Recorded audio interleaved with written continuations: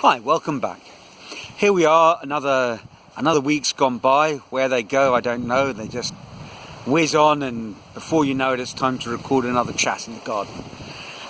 Today I thought I'd tell you about a funny sort of story that kicked off on the 25th of January 1998, and a bit later I'll explain why I can be so precise about the date.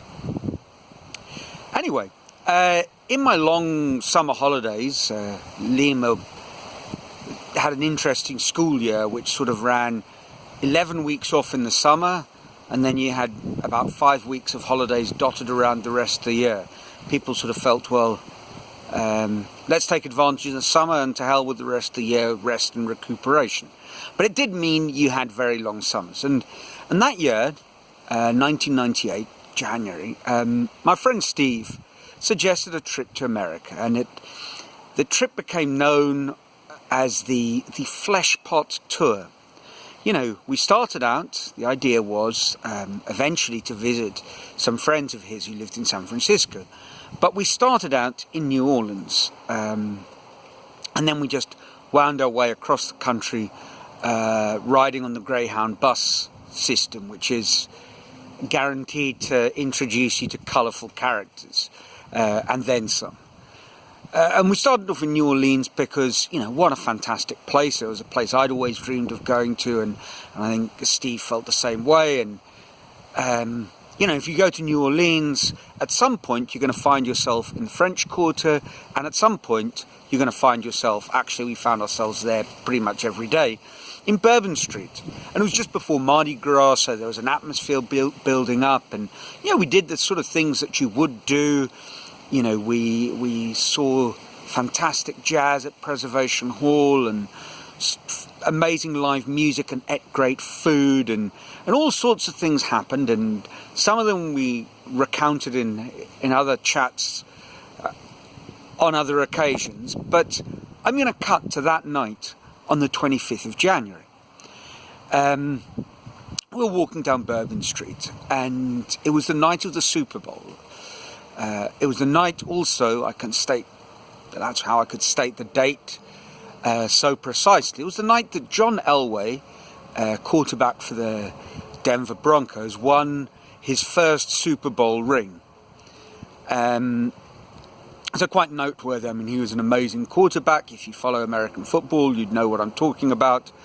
And we stumbled into a bar called the Showbar. You know, if you're at Bourbon Street, after a while you think, well, let's see all the extremes that it has to offer, and it really does offer all the extremes. And the Showbar was, there's no point beating around the bush, it was a pole dancing establishment. So there were these lithe young ladies whirling around poles, and then coming to a table, chatting to you in a very encouraging sort of way, hoping that at the very least you'd buy them a drink.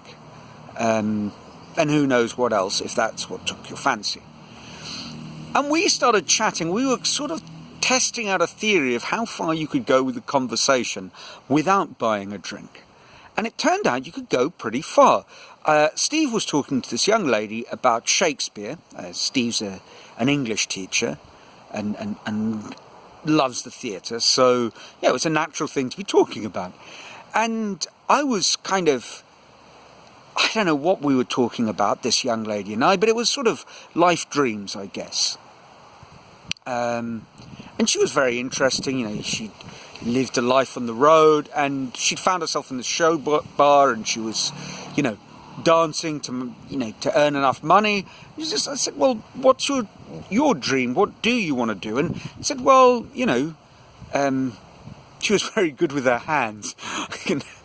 You know, I couldn't resist saying that, but, you know, what she wanted to do was become a physiotherapist. At the time, I think she didn't go much beyond some sort of advanced massage therapy. I never did find out, but I suspect that she was probably very good at that too. We got chatting. It was very interesting. She was an amazingly positive person. That's what I remember, you know, believing that life was full of possibilities. And, you know, you do what you do, and it's all part of life's rich pageant, so to speak. And at the end of the conversation, eventually they were being hustled along by, I hasten to call her the house madam, but it was someone like that, you know, the floor manager, and they'd been chatting too long. Maybe it was only 15 minutes, but it was quite long enough, and we hadn't bought them drinks, so they were shuffled along. And just before she left, I said, well, look, it's been great talking to you. I'll send you a card. We're going to San Francisco. And she said, yeah, sure you will. And off we went, and the holiday took us to all sorts of interesting places. We had all sorts of amazing moments, some ups and downs. I suppose my worst moment was the Houston Public Library incident. And I wasn't very good at that time. This was 1998. I didn't know much about the internet.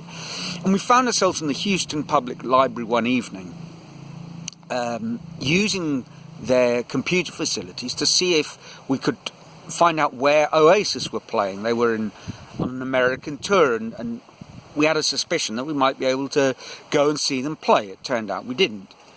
And sometime in that sort of research, we were looking at...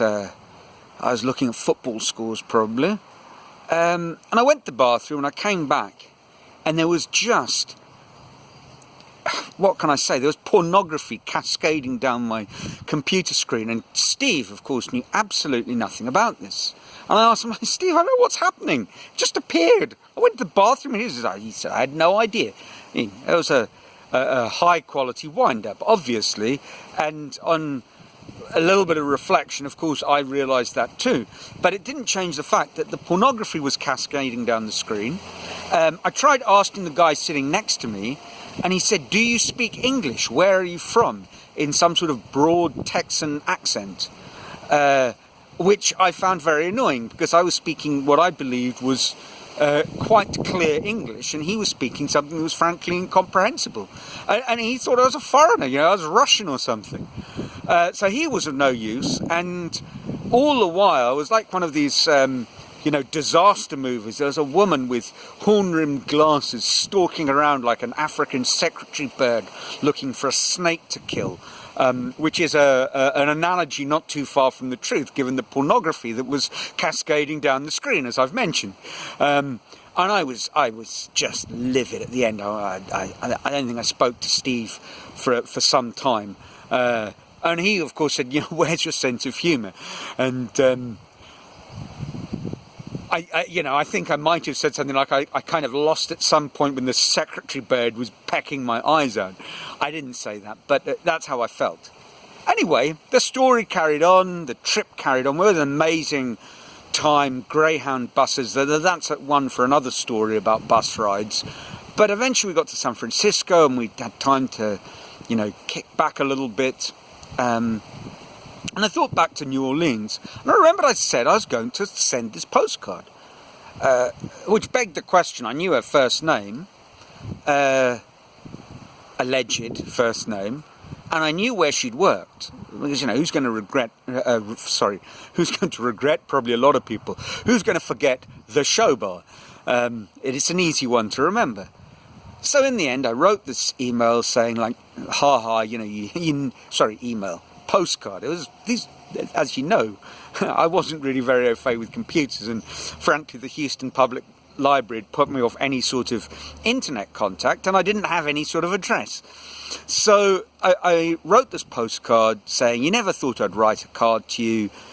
It's Neil, the guy who said he'd send you a card, who lives in Peru, and I left my Peruvian address, and we carried on with the holiday. And eventually we ended up back in Peru, and term started and life went on. And then one day I got this amazing, it wasn't my birthday, but it looked like a birthday card, and a butterfly and lots of polka dots on it. And it was kind of like a large birthday card. And it was from, and now I'll divulge her name, the lovely Raphael. And she said, no, I didn't think you'd write, and I need to dig up the card. It's somewhere, but all these things are sort of packed away, along with all the other memorabilia that I will never look at, but probably should. But But, it was a pleasant card, and I only remember clearly one phrase on it. She said, life is amazing, thanks for sending this card. And obviously, this wasn't a case of, I was smitten and fallen in love, or I thought, some sort of Pygmalion complex. I was going to save her from her dubious life of massage therapy and pole dancing. It was nothing like that at all. It was literally just, you didn't think I'd write, but I have. So there. And I'd sent it, I didn't know her address, but I just said, Raphael, the Showbar, Bourbon Street, New Orleans, and popped it in the post. And it got there. And she'd replied, she'd said a few, nice things, life was treating her well, and then I'll never forget this phrase. She said, thank God for the glory of life. And for some reason, I thought of that the other day, just that phrase, and kind of that as an approach to life. I think I thought about it when I was listening to Kurt Vonnegut lecture, and he was talking about an uncle of his who had a phrase, and I've forgotten that as well, but it was something like, this is nice, isn't it? When they were sort of sitting enjoying life in its simplicity and beauty. And it's kind of like, feel like that right now. I'm here, the wind's blowing, my dogs are barking because I haven't fed them yet, but I picked up their bowls, so they're quite excited. I'm talking to all of you, however many of you that is, out there somewhere, telling you a story about a strange encounter 21 years ago, and the wind's blowing through the trees, and it all looks very nice, and life is a beautiful thing, whether it's complicated or challenging sometimes, rewarding or simple. To quote the lovely Raphael, thank God for the glory of life. And that's it this week. That's it. Nothing more to add. Let me know what you think. And until next week, ciao.